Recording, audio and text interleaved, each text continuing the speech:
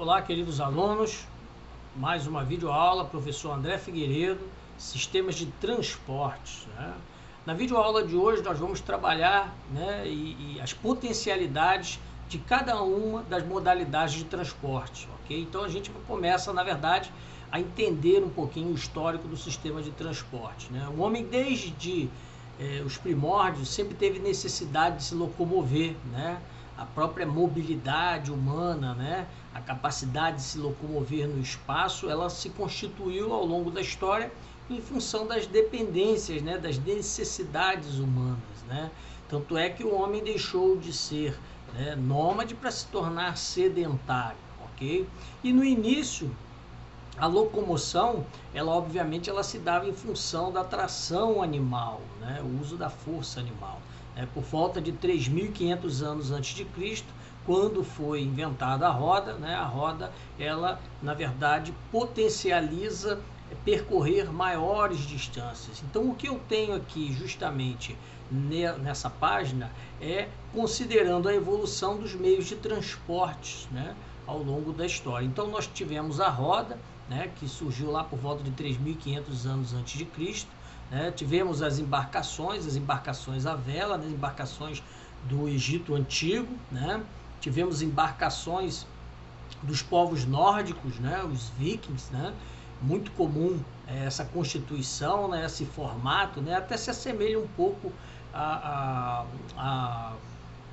embarcação do Antigo Egito, essa aqui era feita de palha, então bem rústico, mas viável, até que no século XV e XVI vieram as caravelas, que impulsionaram as grandes conquistas da humanidade a partir do período das grandes navegações. E de lá para cá, os meios de transporte vieram, na verdade, aumentando, percorrendo longas distâncias e potencializando assim cada vez mais a conquista de novos territórios. Aqui nós temos o 14 bis, do Santos Dumont, os irmãos Wright, que até hoje se discute, na verdade, quem inventou o avião, embora os irmãos Wright, eles, na verdade, eles foram os primeiros a planar, mas o avião mesmo, a gente sabe que, essencialmente, ele foi uma criação do Santos Dumont. E, ao longo do tempo, influenciado pelas revoluções industriais, nós temos aqui a primeira máquina, o trem, a máquina a vapor, evolução da primeira revolução industrial, a máquina a vapor que vai dar origem ao trem, que permitiu percorrer longas distâncias, e depois o automóvel, já na segunda revolução industrial, por conta do surgimento do motor a explosão interna. Esse é o primeiro automóvel que se tem notícia, obviamente bem diferente do que estamos habituados. Mas como a gente fala de sistema de transporte, a gente tem que entender que ir e vir, na verdade, faz parte de todo um sistema, um sistema de redes. Redes, lembrando, são um conjunto de nós que estão interligados. Então, no sistema de transporte, nós temos esse sistema de redes que permite, na verdade, acessar qualquer ponto da superfície terrestre. Em se tratando das redes, nós temos, na verdade, as redes de circulação e comunicação. As redes de circulação é, obviamente, por onde se dá o fluxo material, por onde circulam mercadorias, pessoas, produtos, e as redes de comunicação é por onde se dá o fluxo imaterial, é por onde circula, na verdade, a informação, a comunicação, as redes imateriais, tá legal? Então, quando a gente fala de redes, a gente tem que lembrar que tanto trata das redes de circulação quanto de comunicação, tá bom? Essencialmente, na aula de hoje, a gente vai tratar especificamente do sistema de transporte, E em se tratando do sistema de transporte, nós temos uma relação muito comum, que é a de fixos e fluxos. Fixos e fluxos. Na verdade, quanto mais evidentes os fixos, maior é a fluidez, maior é o fluxo, e falamos de fluxo de pessoas, mercadorias, capitais, investimentos, e informação. Então, o que são os fixos? Os fixos são na verdade, as vias de comunicação, né? Uma rodovia é um fixo, uma ponte aérea é um fixo, uma rede ferroviária, né? Uma linha férrea é um fixo, uma hidrovia é um fixo, e o fluxo? O fluxo, na verdade, é o que se movimenta, né? Pelo fixo, né? São pessoas, mercadorias, capitais, investimentos, né? Aqui nós temos, a exemplo, né, a Via Ápia, né, lá do Império Romano, né, lá do Império Romano. Durante esse período do Império Romano, tá, a gente não pode esquecer que a Via Ápia, na verdade, foi uma grande estrada, né, que percorria cerca de 85 mil quilômetros, né, percorrendo vastas áreas do Império Romano. Era o caminho principal, né, a se seguir, né, e obviamente ligava Roma ao restante do mundo, né, as terras conquistadas, né. Daí quem tem boca vai a Roma, não é isso? Por conta justamente de quê? Se você chegasse na Via Ápia, você chegaria ou partiria de Roma, né? Roma era a capital do mundo, ok? Durante esse período, tá? E aqui temos também, a exemplo, o metrô, né? O metrô de Londres, né? Na verdade, o metrô de Londres, ele é muito antigo, é de 1863, tá? É de 1863. Então, observem que o continente europeu, obviamente, berço da Revolução Industrial, a gente vai compreender que a rede, né, de transportes no continente europeu já se consolidou há muito tempo, tá ok? E os transportes no Brasil, né? Eu tenho aqui esse gráfico, nesse gráfico ele trata da distribuição dos modais, né? Ó, tem o rodoviário, o ferroviário, o aquaviário, o duto viário e o transporte aéreo, tá ok? Então, ó, em se tratando de Brasil, 62,8%, quase 63%, né, do transporte no Brasil se dá por meio rodoviário, tá? Obviamente a gente vai compreender mais na frente que foi uma imposição da indústria automobilística, da indústria petrolífera, né? Até mesmo porque o Brasil é um país de dimensões continentais, o transporte rodoviário não é mais o mais adequado, vamos dizer assim, né? Então no Brasil nós temos rodovias 62,8%, né? Ferrovias 21%, né? Do uso das ferrovias, o aquaviário, né, ou hidroviário 12,6%, um país também que tem um litoral muito vasto, né, praticamente aí 7 mil quilômetros de litoral. A gente usa muito pouco o transporte hidroviário e aquaviário, tá? Dutoviário, né, 3,6%, que se dá em função do transporte, né, de combustíveis, gás, né, e minérios, tá ok? 3,6%, tá ok? Tudo bem? E 12,6%, né, o aquaviário, né? O duto viário, na verdade, o aéreo, né, é tão pequenininho aqui que nem é projetado aqui, tá legal? É menos de 1%, ok? Tudo bem? Então, transporte no Brasil, há uma questão também muito importante que tem a ver com a locomoção, né? O brasileiro ele se locomove de que forma, né? Há uma tendência, né? Principalmente do transporte público, né? A maior parte dos brasileiros, na verdade, eles se transportam por ônibus, né? O transporte público, 24% da locomoção, né, do brasileiro é por ônibus, né, por transporte público. 22% a pé, as pessoas se locomovem a pé, principalmente quem trabalha, né, quem mora próximo ao trabalho, né, trabalha próximo à residência, né, 22%. 19%, né, em automóvel da família, né, o automóvel ainda, apesar da frota imensa que nós temos, né, nem todos têm a condição ainda de ter o seu próprio automóvel. Eu acho que nem deveria também por questões ambientais, né? Já que, mas para isso precisamos de um transporte público de qualidade, né? Motocicleta, né? 10%, né? Ônibus, van, né? Fretado e agora, né? Os carros de aplicativo 9% e 7% de bicicleta, né? Apesar da gente ter uma ciclovia, né? Quando a gente trata de mobilidade urbana, né? As ciclovias no Brasil ainda são muito raras, né? Transporte aquático ou hidroviário, né? Nós temos aí, como eu já falei, né, mais de 7 mil quilômetros, né, de litoral, né, partindo desde do norte, né, até o extremo sul do Brasil, né, do Oceano Atlântico, E, na verdade, o que a gente mais usa é o transporte, né, de cabotagem. O que é o transporte de cabotagem? É o transporte marítimo feito de porto a porto, né? Então, a gente vai só percorrendo, né, os principais portos do Brasil. Aqui ao lado eu tenho a indicação, né, dos principais portos marítimos, né, e portos fluviais, ok? O porto de Manaus, Macapá, Santarém, né, principalmente essa região que hoje é responsável por grande parte do escoamento, né, da soja, né, principalmente do centro-oeste do Brasil, tá legal?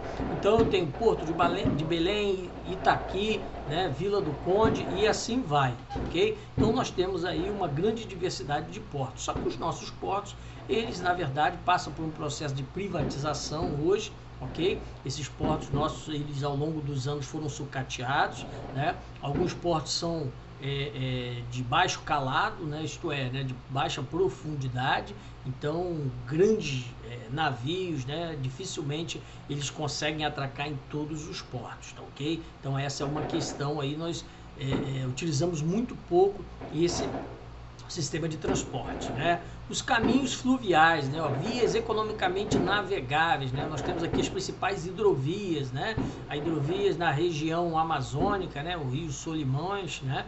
O Amazônia, Araguaia, Tocantins, né? Parte do Rio São Francisco ele é navegável, né? Parte do Rio Paraguai, e a principal hidrovia do Brasil, né? Que é a Tietê-Paraná, que na verdade atende toda a região do Mercosul, né? 12,3% de todas as cargas movimentadas em portos brasileiros passam por hidrovias, né? Um dado de 2011, ok? Aqui nós temos também as principais rotas, né? Esse mapa aqui é interessante porque ele traça as principais rotas marítimas, né, do mundo, tá? Esse mapa é um mapa atual, e o que a gente percebe aqui? A gente percebe que historicamente, né, a Europa, principalmente o porto de Roterdã, na verdade era o porto mais movimentado do mundo, né, até determinado momento, né, quando na verdade o fluxo de transporte marítimo passou a se dar a partir do porto de Singapura, né? Então Singapura, na verdade, no Sudeste Asiático, né, um dos nossos tigres asiáticos, acabou se tornando, né, o porto mais movimentado. Então a gente percebe o fluxo, né, de transporte marítimo a partir desses fluxos verdes aqui, tá, ok? Então há uma tendência hoje, não só do Atlântico, né, como era no passado, né, até praticamente o final da Segunda Guerra Mundial, né, a partir da década de 70 e 80, houve uma reorientação de todo o comércio, né, o tráfego naval, principalmente para o Oceano Pacífico, tá legal? Aqui também eu tenho uma imagem, não sei se vocês conhecem, mas é um problema também relacionado à questão que envolve o transporte marítimo, né, que é o mexilhão dourado, né? O mexilhão dourado, na verdade, é uma espécie invasora, né, que não existia aqui na América do Sul. Ele vem da Ásia, né? Ele veio, na verdade, ele se agarra às estruturas dos navios e acabou vindo parar, né, em águas, né, do Oceano Atlântico, né, e principalmente no Brasil e inclusive, obviamente, no sul, né, na região sul do Brasil. Isso tem causado um problema muito grande, principalmente na hidrelétrica de Itaipu, porque esses mexilhões, né, o mexilhão dourado, ele na verdade ele se agarra, né, ele se fixa nas estruturas das turbinas das hidrelétricas e por conta disso tem que estar sempre fazendo manutenção, tá? É uma espécie invasora aí que tem criado vários problemas, né, econômicos no país, né? O transporte ferroviário, tá? Para a gente falar do transporte ferroviário, né, eu trouxe aqui esse mapa, né? Observe, né, a rede ferroviária, né, identificada aqui, né, principalmente, né, na América do Norte e na Europa, né, se comparado aí a outras regiões, né, a outros continentes aí, né? Imagine aqui, né, na América do Sul, né, a gente percebe aqui uma grande concentração, né, mais ao sul, é o continente africano. Então, por que eu estou trazendo essa informação, né? Porque, na verdade, o transporte ferroviário no Brasil, ele, na verdade, ele estagnou, né? Ele estagnou. Hoje, na verdade, nós temos aqui, ó, cerca de 28 mil quilômetros de ferrovias, tá? 28 mil quilômetros de ferrovia. E desses 28 mil quilômetros, um terço, né, praticamente aí quase 9 mil quilômetros, ele é produtivo, tá? Então, ó, dos 28 mil quilômetros de ferrovias que existem no Brasil, apenas cerca de 9 mil quilômetros são produtivos. E esses 9 mil, né, esses um terço, né, do total, corresponde praticamente ao total de linhas do período imperial. Olha só que interessante, né? O desenvolvimento, né, do transporte ferroviário no Brasil, ele avançou, né, muito pouco. Tanto é que a linha férrea que é considerada produtiva é praticamente a mesma do período imperial, vamos dizer assim. Ok? Então, pouco investimento. É claro que esse tipo de transporte, né, ele tem uma manutenção muito cara, né, mas para o nosso país, que é um país de dimensões continentais, esse seria o melhor sistema adaptado a longas distâncias, ok? Infelizmente, nós temos, né, historicamente, uma imposição, né, do sistema rodoviário no país, tá, ok? Então, aqui nesse mapa, eu tenho, na verdade, algumas das ferrovias, né? Lembrando que no Brasil, não só no Brasil, mas, né, ao longo da história, as ferrovias elas sempre atenderam às áreas de produção no interior ligadas aos portos no litoral, ok? Então continua no Brasil atendendo a essa necessidade, a esse interesse. Ó. Então observe aqui, ó, hoje as ferrovias raras são aquelas de transporte, né, de passageiros, né, em grande maioria aí, principalmente nos grandes centros, né, nas grandes metrópoles, ok? Mas essencialmente elas ainda ligam o interior ao litoral por conta do escoamento da produção, tá, ok? Aqui nós temos, né, a ferrovia transoceânica, né, que está aí em fase, né, pelo menos estava em fase de construção, né, que ligaria o oceano, né, Pacífico, né, na costa do Peru até o Oceano Atlântico, no Rio de Janeiro, no Porto do Açu, né, interligando áreas de produção, de extração mineral, ok? Ligando aí, criando uma passagem, né, entre o Oceano Atlântico e o Oceano Pacífico, tá, ok? Então é um empreendimento aí, inicialmente liderado pelos chineses, que na verdade vai atender a economia brasileira, né, assim que ela se restabelecer, ok? O transporte rodoviário, né, o transporte rodoviário, a gente lembra, né, do surgimento do automóvel, né? O automóvel surgiu por volta de 1889, né? Esse aqui é um dos primeiros automóveis, né, o Benz, né, um automóvel alemão, né? Depois os automóveis eles acabaram ganhando espaço, né, das carruagens.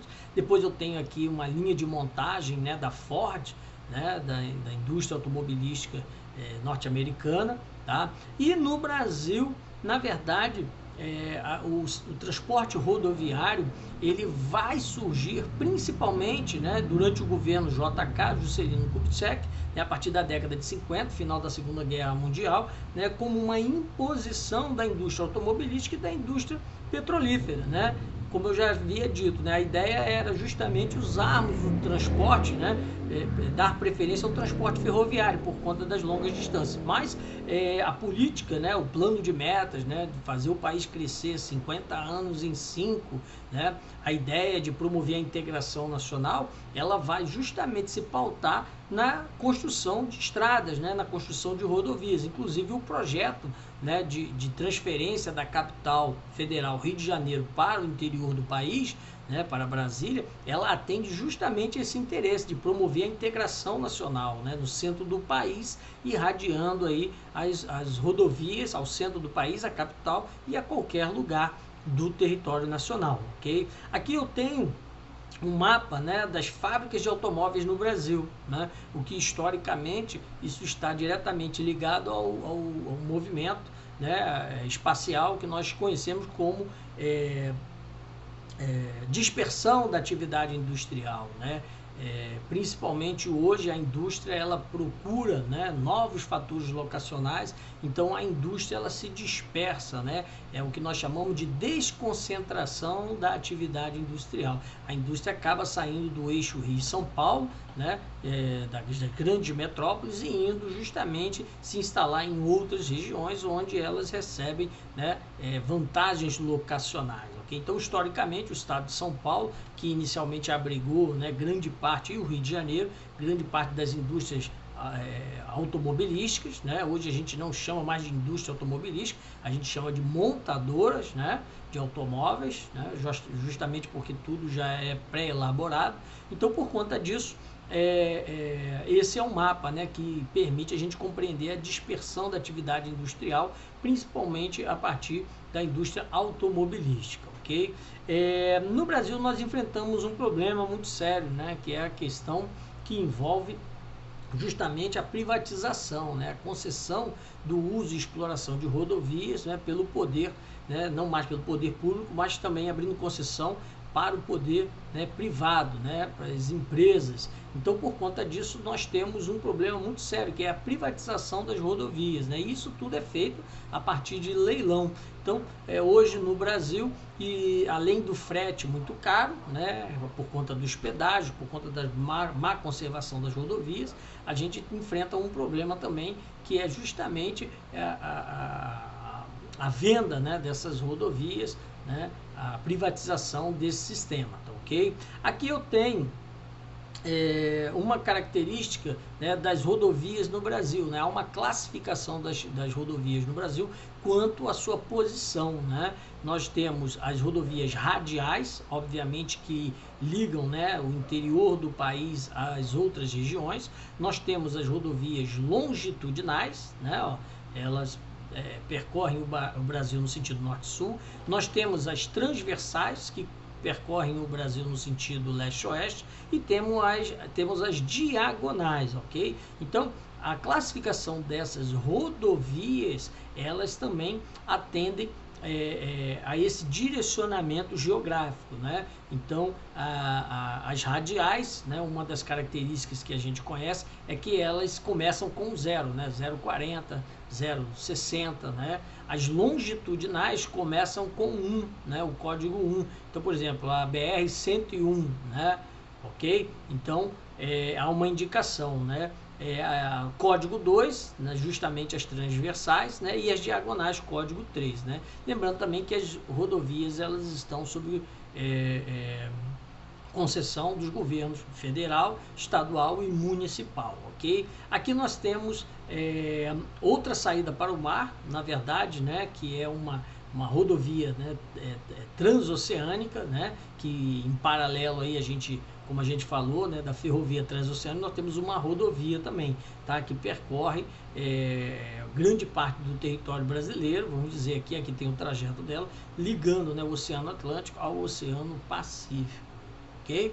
Transporte aéreo e dutoviário, né? Do transporte aéreo, o que nós temos que falar basicamente é que é um transporte muito caro, né? É um transporte que, em função da grande manutenção, né, e de longas distâncias, você não consegue transportar grandes cargas, né? Mercadorias tem que ser mercadorias de pequeno porte e principalmente, né, mercadorias que estejam necessitando uma rápida urgência, né, na entrega, né? Até mesmo porque o transporte aéreo ele é viável, né, para entregas urgentes e ele é muito caro, né, dispendioso justamente por conta essencialmente dos custos, né. No Brasil nós temos aqui, né, os principais aeroportos brasileiros, né, um dos principais é o de Guarulhos, né, aí nós temos de Congonhas, né, o Tom Jobim, né, no Rio de Janeiro, né, temos outros aeroportos aí, ok?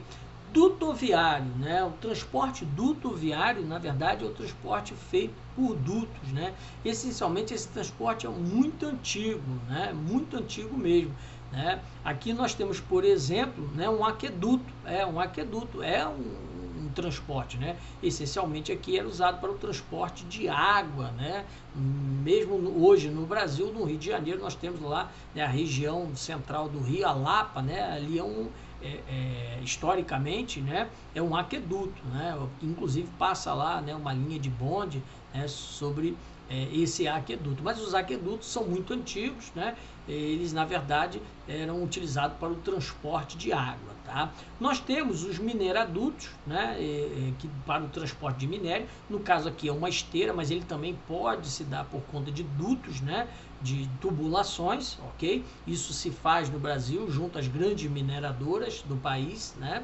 Nós temos o oleoduto, né? Essa foto aqui especialmente é uma foto do primeiro oleoduto do mundo, né? Lá na Pensilvânia, né, nos Estados Unidos, por volta de 1860.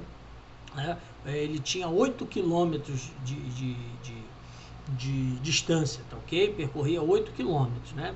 E o gasoduto, que na verdade também se dá por meio de tubulações, né, que é o transporte de gás. No caso aqui eu tenho a representação, né, do gasoduto Brasil-Bolívia, né, que está no centro daquela polêmica, né, onde a Bolívia nacionalizou o gás, né, e por conta disso a Petrobras teve que se retirar, na verdade, do território boliviano. Né? Mobilidade urbana, na verdade, é essa capacidade que a gente tem de se locomover no espaço, principalmente nas grandes cidades. Né? Nós temos soluções para os problemas de mobilidade urbana, né? Cada vez mais os centros urbanos densamente povoados, né? População com péssimas condições de transporte público. Então, nós temos aí algumas soluções, né, para esse problema da mobilidade urbana, né? Como a implantação de redes de ciclovia, né? É uma solução, né, ambiental também muito importante, né? Melhoria no transporte público, né? Implantação de um sistema adicional de transporte público, né? Criação de pedágio, né, urbano, né? Essa é uma questão polêmica, né? Para andar no centro da cidade, né, no seu automóvel você teria que pagar o pedágio, além de pagar o pedágio nas grandes rodovias, né? Você teria que pagar um pedágio dentro da metrópole, né? Então isso seria uma questão para minimizar, né, a presença dos grandes congestionamentos dentro das grandes cidades, né? Criação de mais ruas, né, peatonais, né? Ruas peatonais são as ruas onde a população transita a pé, né? É fechado ao tráfego de veículos, né? Criação de mais pontes para veículos, né? Viadutos, né? Então ele transita, foge um pouco do centro urbano. Criação de mais pontes peatonais, né, onde também a população transitaria aí, tá, ok? Malha cicloviária, né, nas grandes capitais, em 4 anos, ó, vias crescem 133% e passam de 3.000 quilômetros. Ainda é muito pouco se comparado a outros países, mas já é um avanço, né? A gente tem aqui, ó, São Paulo, Brasília, né, e o Rio de Janeiro são as que têm aí, vamos dizer assim, a malha cicloviária, né, das maiores, né? São Paulo, então, totalizando aí 3.291, né, o total de quilômetros de malha de ciclovias, né, nas grandes capitais, tá, ok? Então, obrigado aí pela participação de todos, até a próxima aula aí, tchau, tchau.